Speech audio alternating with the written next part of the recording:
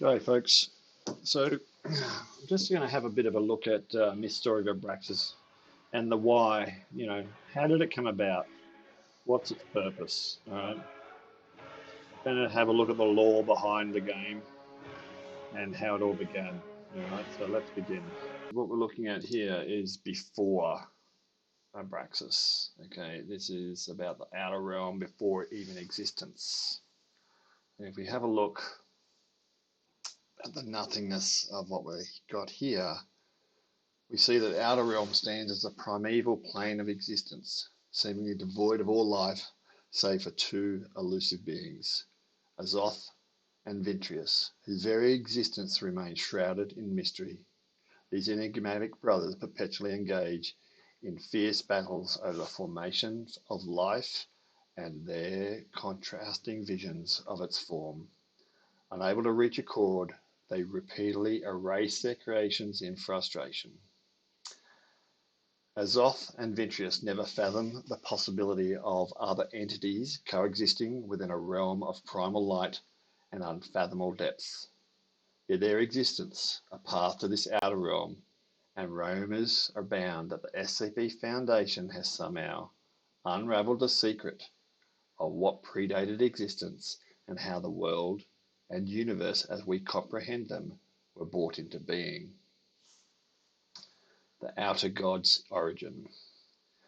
Before the dawn of thought, an enigmatic force birthed the minds of two brothers, eternal rivals in their divergent concepts of creation.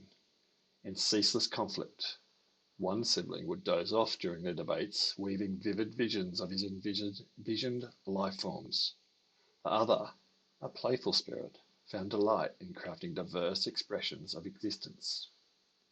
Their war differed vastly from those known in the present day. It was an artistic struggle, a battle of creativity. The elder brother, Azoth, perpetually felt a desolate solitude, shrouded in darkness, for his brother's idea of light dominated the surroundings. To fill this void, he conjured 8 primordial beings. 7 of these entities produced harmonious melodies, while the 8th served as Azoth's advisor, nurturing his thoughts as he slumbered. During one such slumber, a divine being among them perceived a perilous threat. Azoth awakening would obliterate their very existence. Swiftly, she devised a plan, urging the 7 others to play their melodies to keep Azazoth from awakening, while she focused on bringing to life forms that existed solely within Azazoth's imagination. Ventrius, the younger brother of Azoth, protested the intrusion of the newcomer into their sacred realm, determined to thwart her and preserve their plane of existence. Yet the primordial beings united to imprison Ventrius within a diamond-formed crystal, thus sealing away his powers. Meanwhile, the advisor, the embodiment of thought, hatched a grand scheme to create what she called the cosmos and space, believing this to be the precise visualization that resonated within Azazoth's innermost visions. Azazoth gained the nickname Blind Idiot God from his brother Ventrius for creating their demises. Abraxas, one divine mind.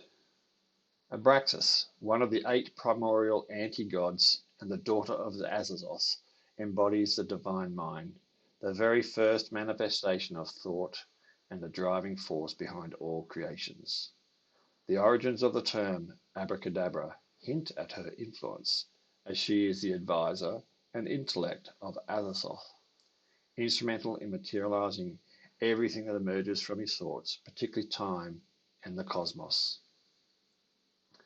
Deeply enamored by her own creations, Abraxas realized that upon Azazoth's awakening, her and her siblings' work would be rendered insignificant, mere fleeting thoughts destined for erasure.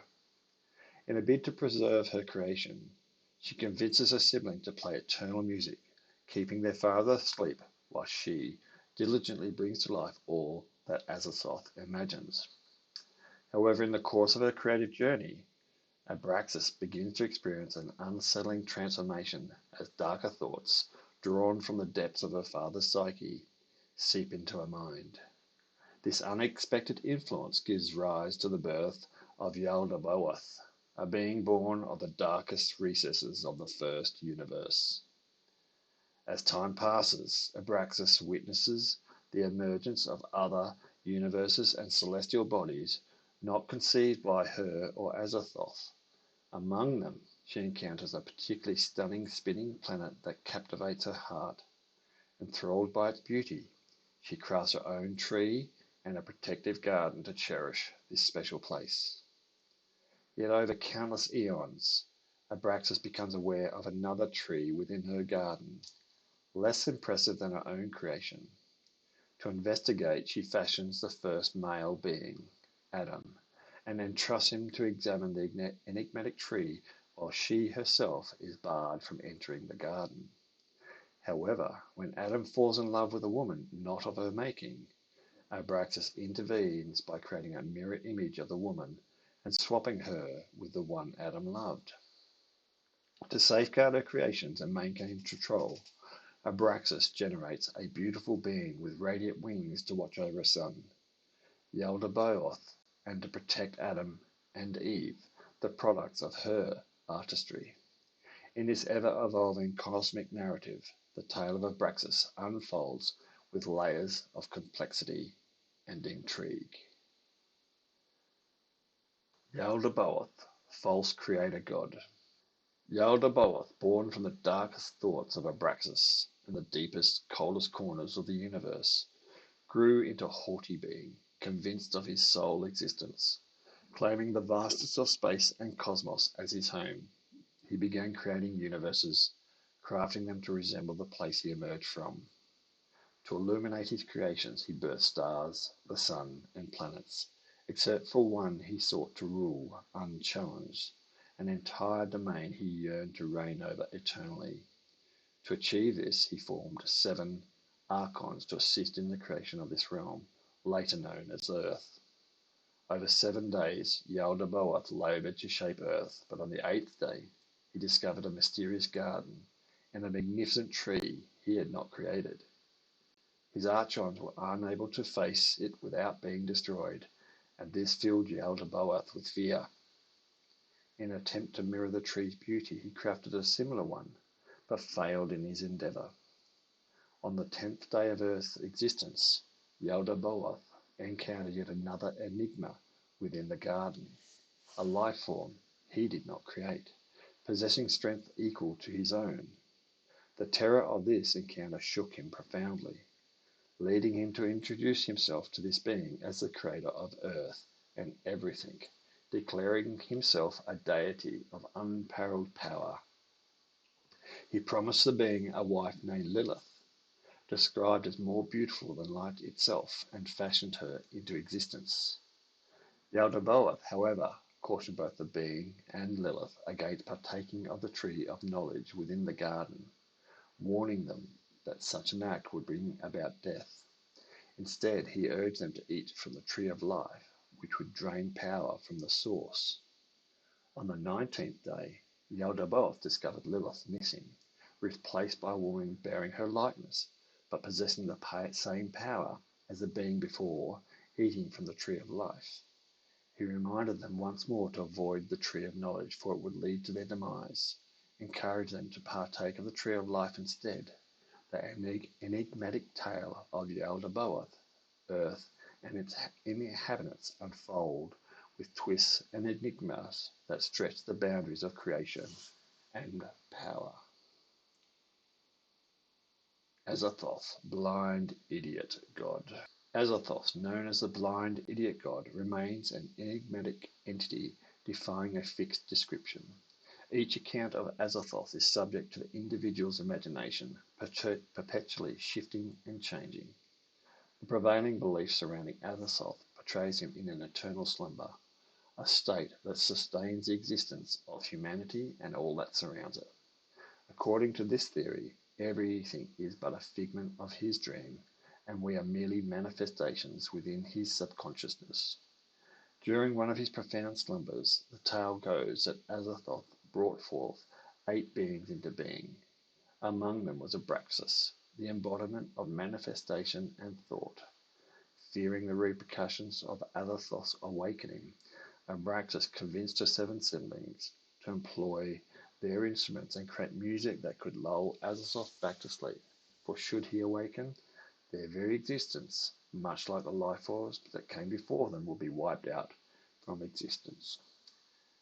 Vitreous, the one before reality. Vitreous is also identified as SCP-3812 or Sam Howell, raises profound questions about the nature of reality.